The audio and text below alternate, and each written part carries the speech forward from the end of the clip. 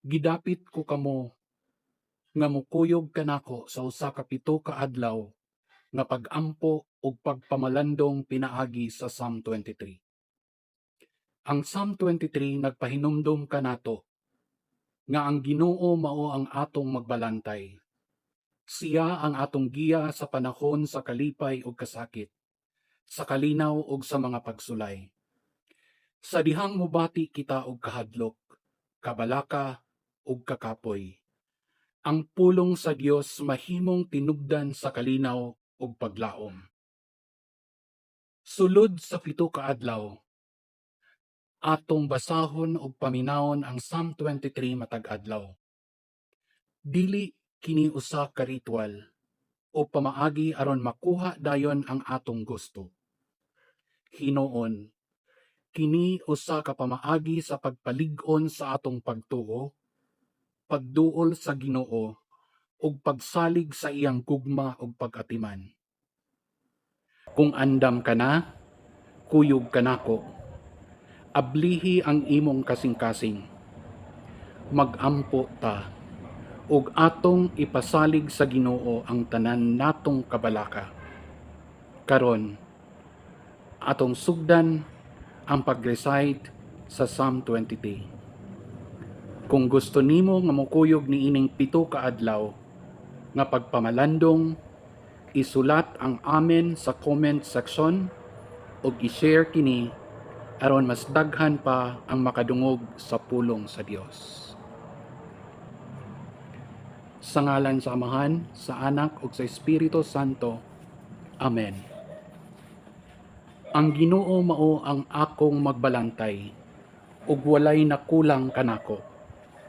Gipapahulay niya ako sa mga lunhawng sibsibanan ug gitultulan niya ako sa tin-aw nga katubigan. Gilig-on niya ako. Gitultulan niya ako sa dalan nga angay kong subayon, tungod og alang sa iyang ngalan. Bisan pag maglakaw ako sa ngitngit nga walog sa kamatayon, dili ako mahadlok kay nag-uban ka man kanako. Gipanalipdan mo ako pinaagi sa sungkod ug bunal. Giandaman mo akog pagkaon atubangan sa akong mga kaaway. Dihugan mo glana ang akong ulo o gipaawas mo ang akong kupa.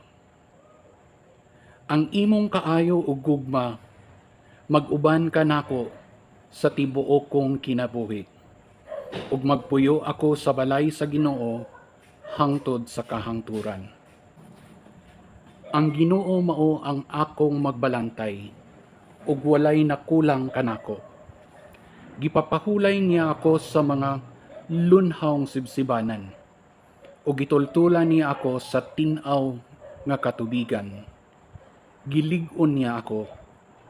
Gitultulan niya ako sa dalan nga angay kong subayon, tungod og alang sa iyang ngalan. Bisan pag maglakaw ako sa ngitngit nga walog sa kamatayon, dili ako mahadlok kay nag-uban ka man kanako. Gipanalipdan mo ako pinaagi sa sungkod ug bunal. Giandaman mo akog pagkaon atubangan sa akong mga kaaway. Dihugan mo glana ang akong ulo o gipaawas mo ang akong kupa. Ang imong kaayo ug gugma mag-uban ka nako sa tibuok kong kinabuhi ug magpuyo ako sa balay sa Ginoo hangtod sa kahangturan. Ang Ginoo mao ang akong magbalantay ug walay nakulang kanako. Gipapahulay niya ako sa mga lunhawng sibsibanan ug gitultulan niya ako sa tin-aw nga katubigan. Gilig-on niya ako. Gitultulan niya ako sa dalan nga angay kong subayon, tungod og alang sa iyang ngalan. Bisan pag maglakaw ako sa ngitngit nga walog sa kamatayon, dili ako mahadlok kay nag-uban ka man kanako. Gipanalipdan mo ako pinaagi sa sungkod ug bunal. Giandaman mo akog pagkaon atubangan sa akong mga kaaway. Dihugan muglana ang akong ulo, o gipaawas mo ang akong kupa. Ang imong kaayo ug gugma, mag-uban ka nako sa tibuok kong kinabuhi. Ug magpuyo ako sa balay sa Ginoo hangtod sa kahangturan. Ang Ginoo mao ang akong magbalantay, ug walay nakulang kanako. Gipapahulay niya ako sa mga lunhawng sibsibanan, ug gitultulan niya ako sa tin-aw nga katubigan. Gilig-on niya ako. Gitultulan niya ako sa dalan nga angay kong subayon, tungod og alang sa iyang ngalan. Bisan pag maglakaw ako sa ngitngit nga walog sa kamatayon, dili ako mahadlok, kay nag-uban ka man kanako. Gipanalipdan mo ako pinaagi sa sungkod ug bunal. Giandaman mo akog pagkaon atubangan sa akong mga kaaway. Dihugan muglana ang akong ulo, o gipaawas mo ang akong kupa. Ang imong kaayo ug gugma, mag-uban ka nako sa tibuok kong kinabuhi. Ug magpuyo ako sa balay sa Ginoo hangtod sa kahangturan.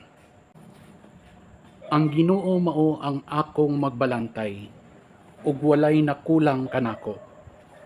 Gipapahulay niya ako sa mga lunhawng sibsibanan, ug gitultulan niya ako sa tin-aw nga katubigan. Gilig-on niya ako.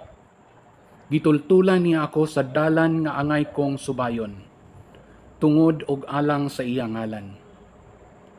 Bisan pag maglakaw ako sa ngitngit nga walog sa kamatayon, dili ako mahadlok, kay nag-uban ka man kanako.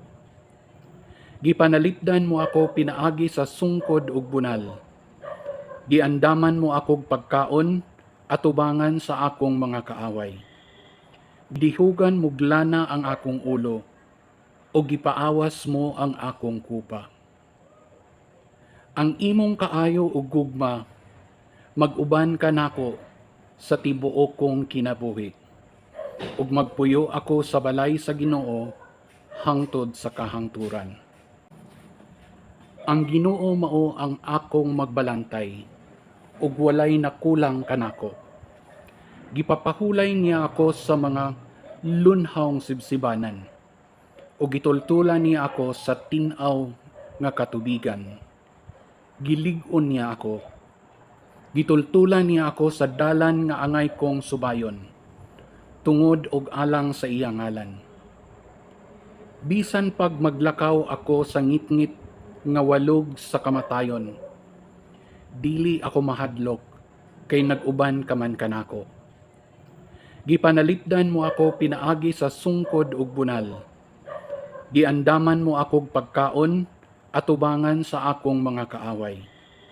Dihugan muglana ang akong ulo, o gipaawas mo ang akong kupa. Ang imong kaayo ug gugma, mag-uban ka nako sa tibuok kong kinabuhi. Ug magpuyo ako sa balay sa Ginoo hangtod sa kahangturan. Ang Ginoo mao ang akong magbalantay, ug walay nakulang kanako. Gipapahulay niya ako sa mga lunhawng sibsibanan, ug gitultulan niya ako sa tin-aw nga katubigan. Gilig-on niya ako. Gitultulan niya ako sa dalan nga angay kong subayon, tungod og alang sa iyang ngalan.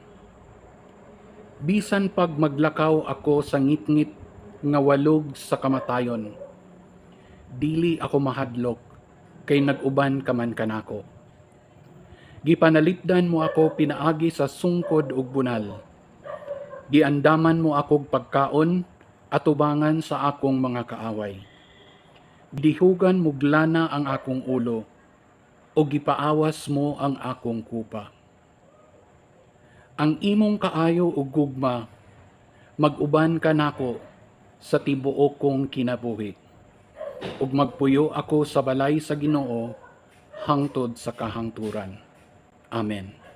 Sa ngalan sa Amahan, sa Anak, ug sa Espiritu Santo. Amen.